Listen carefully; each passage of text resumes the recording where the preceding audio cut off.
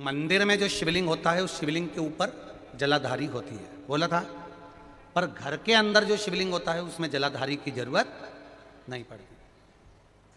तो किसी ने तो हमारा कहना है तुम लगाओ ना लगाओ तुम्हारी मर्जी, लगाओ तो भी ठीक ना लगाओ तो भी ठीक, पर शिव जी के ऊपर घर में जलाधारी की जरूरत इसलिए नहीं होती क्योंकि हम रोज प्रतिदिन अपने दिल का भाव शिव जी से कहते हैं।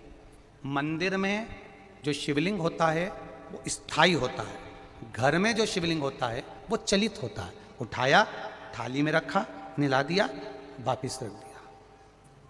मंदिर में जलाधारी का होना जरूरी है और तुम्हारे घर में चलित शिवलिंग है, नर्मदेश्वर है, पारत का शिवलिंग है, स्फटिक का शिवलिंग है, मार्बल का शिवलिंग है, पीतल का है, कोई तांबे का है, किसी के यहाँ जो शिवलिंग हो, छोटा सा बड़ा सा जैसा भी हो, उसमें जलाधारी की जरूरत नहीं पड़ती है।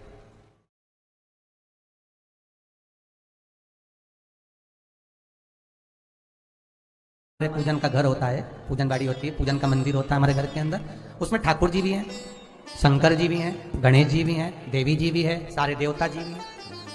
तो वहां पर हम जो भोग लगाएं तो वो हम लोग खाएं कि ना खाएं,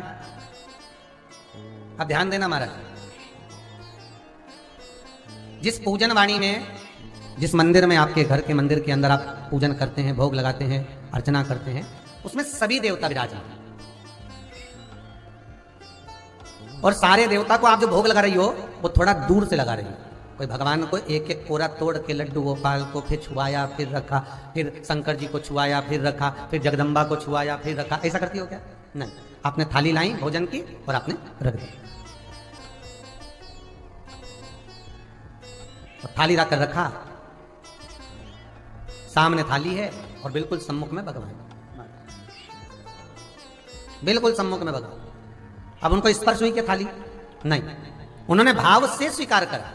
शिव महापुराण की कथा कहती है बाकी के जितने भी शिवलिंग हैं, नर्मदेश्वर से हटकर भी जो शिवलिंग है, उनके सामने अगर आपने कुछ चढ़ाया है शिवलिंग को बिना टच करे हुए तो आप खा सकते हो, तो आप पा सकते हो। पर यदि किसी भी मंदिर में अगर जो सामग्री आपने शिवलिंग को लगा दी गई है तो फिर उसका भोग आप नहीं कर सकते। वो कोई बैरागी, कोई त्यागी जिसने परिवार, कुटुंब, कबीला, नाते, रिश्ते सब छोड़ दिए हो, फिर बस वो उसके